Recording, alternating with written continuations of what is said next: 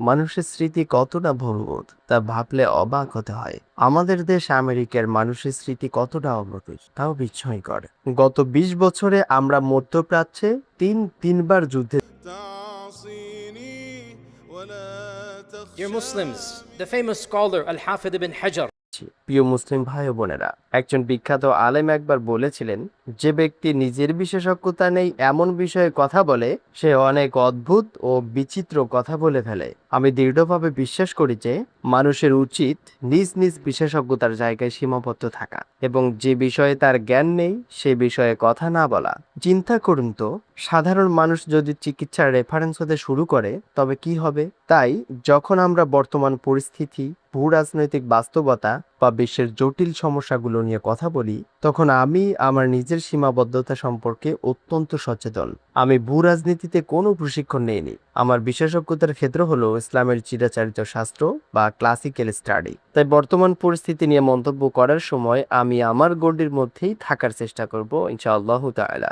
আমি সেই বিষয়গুলো নিয়েই কথা বলবো যা বলার অধিকার আমার আছে, আর তা হলো ইসলামের ধ্রুপদী শিক্ষা এবং আধুনিক বিশ্বে এর প্রাসঙ্গিকতা। কারণ আমি দৃঢ়ভাবে বিশ্বাস করি যে আমাদের দৈনন্দিন জীবনে যাই ঘটুক না কেন, আমরা কুরআন ও সুন্নাহর কাছে ফিরে যেতে পারি এবং সেখান থেকে শিক্ষা, প্রজ্ঞা ও নৈতিকতা আহরণ করতে পারি। আমাদের বিশ্বাসের মানুষ হিসেবে যা আমাদের আলাদা করে তা হলো আমাদের ঈমান আমাদের প্রতিটি সময়, প্রতিটি সংকট এবং প্রতিটি আবেগীয় বাস্তবতায় পথ দেখায়। আমরা আমাদের ঈমান, আমাদের দ্বীন এবং আমাদের রবের দিকে ফিরে তাকাই এবং সেখান থেকেই প্রজ্ঞা খুঁজে পাই। তাই আজও আমি যখন বর্তমান পরিস্থিতি নিয়ে কথা বলবো, আমি এমন কোনো বিষয়ে পা বাড়াবো না যেখানে আমার অধিকার নেই। কোনো আতঙ্ক সৃষ্টি না করেই বলছি, বাস্তবতা হলো গত ৬০ বছরের মধ্যে আমরা বর্তমান সময়ে সম্ভবত তৃতীয় বিশ্বযুদ্ধের সবচেয়ে কাছাকাছি দাঁড়িয়ে আছি। আর খোদা না করুন, আল্লাহ মাফ করুন, যদি এমন কিছু ঘটে তবে এটি আমাদের প্রত্যেককেই প্রভাবিত করবে। সম্ভবত দ্বিতীয় বিশ্বযুদ্ধ পরবর্তী বিশ্ব আর আগের মতো থাকবে না। আমরা আল্লাহর কাছে আশ্রয় চাই যেন আমাদের এমন বাস্তবতা দেখতে না হয়। বিশ্ব জুড়ে সংঘাত চলছে। এটি শুধু ইউক্রেন আর রাশিয়ার মধ্যে সীমাবদ্ধ নেই, এটি পুরো বিশ্ব জুড়ে ছড়িয়ে পড়েছে। বৈশ্বিক রাজনৈতিক নিয়মের বিপর্যয়, ভুল তথ্যের বিস্তার, অনলাইনে সংখ্যা উস্কে দেওয়া, এত কিছু ঘটছে। আর এখন আমাদের সামনে আছে ইসরায়েল এবং ইরানের মধ্যকার চলমান যুদ্ধ। আমি ক্ষমা চেয়ে নিচ্ছি আমার স্পষ্টবাদিতার জন্য, কিন্তু পরিস্থিতি এখন এমন যে আমাদের একটু নির্দিষ্ট করে কথা বলতে হবে। প্রথমে যে বিষয়টি আমি বলতে চাই তা হলো আমাদের সুন্নি মুসলিম হিসেবে বর্তমান সংখ্যাতে অবস্থান কি হওয়া উচিত। এটি নিয়ে অনলাইনে অনেক বিতর্ক চলছে। একদিকে আছে ইসরায়েল, অন্যদিকে ইরান। সন্দেহাতীতভাবে, তাত্ত্বিকভাবে এবং রাজনৈতিকভাবে ইরানের সাথে আমাদের সুন্নি মুসলমানদের মতপার্থক্য আছে এবং কিছু মতপার্থক্য অত্যন্ত তীব্র। এর কারণে অনলাইনে এবং গণমাধ্যমে কিছু মানুষ বলছে যে ইরান ও ইসরায়েল উভয় সমান মন্দ। তাদের মতে উভয়ই অশুভ সাম্রাজ্য এবং তাই ইসলামের দায়িত্ব হলো নিরপেক্ষ থাকা। যখন তারা এখানে ইসলামের দোহাই দেয় তখন আমাকেও ইসলামের মানদণ্ডে আমার মতামত তুলে ধরতে হয়। আবার কেউ কেউ এর চেয়েও এক ধাপ এগিয়ে গিয়েছেন। আমি নিজ কানে শুনেছি কিছু বিখ্যাত আলেমকে বলতে, যারা ইরানের প্রতি তাদের ঘৃণা ও রাগের কারণে ইসরায়েলকে ইরানের বিরুদ্ধে সমর্থন দিচ্ছে ও আনন্দ প্রকাশ করছে। তাহলে আমাদের অবস্থান কি হওয়া উচিত? অনেক কিছুই বলা যায়, কিন্তু সময় সীমিত। আমি আমার ব্যাখ্যা আপনাদের সাথে শেয়ার করছি, যা গ্রহণ করা বা না করা আপনাদের বিষয়। আর এটি আমার বিশেষজ্ঞতার ক্ষেত্র, ইসলামী ধর্মতত্ত্ব ও উপতলীয় ইতিহাস। খাঁটি ধর্মতাত্ত্বিক দৃষ্টিকোণ থেকে সুন্নি আকিদা এবং বারো ইমামি শিয়াদের মধ্যে অনেক দ্বিমত রয়েছে এবং আমি এর আগে এ নিয়ে দীর্ঘ আলোচনা করেছি। আমি স্পষ্টভাবে এবং রেকর্ডের জন্য বলছি যে আমি একজন মূলধারার সুন্নি এবং আমি শিয়া ধর্মতত্ত্বের সাথে একমত নই।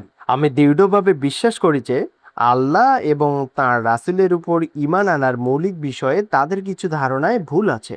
আমি আগেও এটি বলেছি এবং এখনো বলছি। যাই হোক, আজ থেকে ১২০০ বছর আগে থেকে শুরু করে বর্তমান সময় পর্যন্ত আমাদের প্রশিক্ষিত আলেম ও ধর্মতত্ত্ববিদরা, যাদের মধ্যে আমিও একজন ইনশাআল্লাহ, ঐক্যমত পোষণ করেছেন যে বারো ইমামে শিয়াদের ভুলগুলো ডিফল্টভাবে বা প্রাথমিকভাবে তাদের ইসলামের গণ্ডি থেকে বের করে দেয় না। ভুল অনেক রকমেরই হয়, বিচ্যুতিরও প্রকারভেদ আছে। তারা এখনো ইসলামের অন্তর্ভুক্ত এবং তাদের মুসলিম হিসেবেই গণ্য করা হয়। হ্যাঁ, আপনি যদি এমন কোনো ব্যক্তিকে পান যার বিশ্বাস অত্যন্ত স্পষ্ট বা বিভ্রান্তিকর, তবে ভিন্ন কথা। কিন্তু সাধারণত যারা নিজেদের ওই মতবাদের অনুসারী করে পরিচয় দেয়, তারা আপনার মুসলিম ভাই, তারা আল্লাহকে বিশ্বাস করে, রাসূল সাল্লাল্লাহু আলাইহি ওয়াসাল্লামকে বিশ্বাস করে, কিয়ামত দিবসে বিশ্বাস করে, তারা আল্লাহর উদ্দেশ্যে সালাত আদায় করে, ওযু করে, রমজানে রোজা রাখে এবং কেবলার দিকে মাথা নত করে। তারা বাহ্যিকভাবে এবং প্রাথমিকভাবে মুসলিমই। এটি আমাদের আলেমদের সর্বসম্মত সিদ্ধান্ত। তাই হ্যাঁ, আমাদের ভুল আছে, কিন্তু সেই ভুলগুলো তাদের উম্মার বাহিরে পাঠিয়ে দেয় না। বর্তমান সংঘাতের আগেও যখন সবকিছু শান্ত ছিল, তখনও আমি এখানে বক্তব্য দিয়েছি এবং বলেছি যে আমাদের দ্বিমত যেন সাম্প্রদায়িকতা না বাড়ায়। আসুন আমরা দ্বিমত পোষণ করে একে অপরের প্রতি সহনশীল থাকি। কেন আমি আমার মসজিদে ঘৃণা ছড়াবো আর তারা তাদের মসজিদে? আমাদের ব্যাখ্যা আলাদা হতে পারে, বড়কালে আল্লাহ এর ফয়সালা করবেন। আসুন একটি সুন্দর সমাজের জন্য আমরা একসাথে কাজ করি, আমাদের সন্তানদের জন্য ভালো স্কুল বানাই এবং একে অপরকে ঘৃণা না করি। সংঘাত শুরু হওয়ার আগে এটি ছিল আমার অবস্থান। এখন সমস্যাটা আসে যখন এটি কেবল ধর্মতত্ত্বের মধ্যে সীমাবদ্ধ থাকে না। আমি স্পষ্ট করে বলছি, সালাফি থেকে শুরু করে আশআরি, সুফি এবং মূলধারার প্রায় সব সুন্নি আলেম একমত যে শিয়ারা মুসলিম, কিন্তু তারা ভুল পথে আছে। কিন্তু সমালোচকরা বলেন, আমরা কি ভুলে গেছি গত 10 বছরে তারা কি করেছে? তারা সিরিয়া ও ইয়েমেনের কঠিন যুদ্ধের কথা মনে করিয়ে দেয়। এগুলো বৈধ সমালোচনা। সিরিয়ার বাশার আল আসাদের নৃশংসতাকে ইরানের বর্তমান শাসন ব্যবস্থা যেভাবে প্রকাশ্যে সমর্থন দিয়েছে, নিজেদের জনগণের উপর গণহত্যা চালানোয় সহায়তা করেছে, তার কোনো সাফাই হতে পারে না। সিরিয়ায় যে নির্যাতন, ধর্ষণ এবং গণহত্যা হয়েছে, তাতে যারা সাহায্য করেছে, তারা অবশ্যই কিয়ামতের দিন আল্লাহর কাছে বিচারের মুখোমুখি হবে।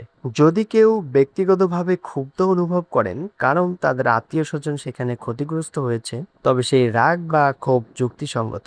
তবুও আল্লাহ সুবহানাহু ওয়া তাআলা কোরআনে বলেছেন, ওয়ালা ইয়াজরিমান্নাকুম শানাআনু কওমিন আলা আল্লা তা'দিলু। কোন জাতির প্রতি শত্রুতা যেন তোমাদের এমনভাবে প্ররোচিত না করে যে তোমরা ন্যায় বিচার করবে না। এই আয়াতটি কুরাইশদের বিরুদ্ধে নাজিল হয়েছিল, যারা মুসলমানদের বিরুদ্ধে যুদ্ধ করেছিল এবং রাসূল সাল্লাল্লাহু আলাইহি ওয়াসাল্লামকে 5 বার হত্যার চেষ্টা করেছিল।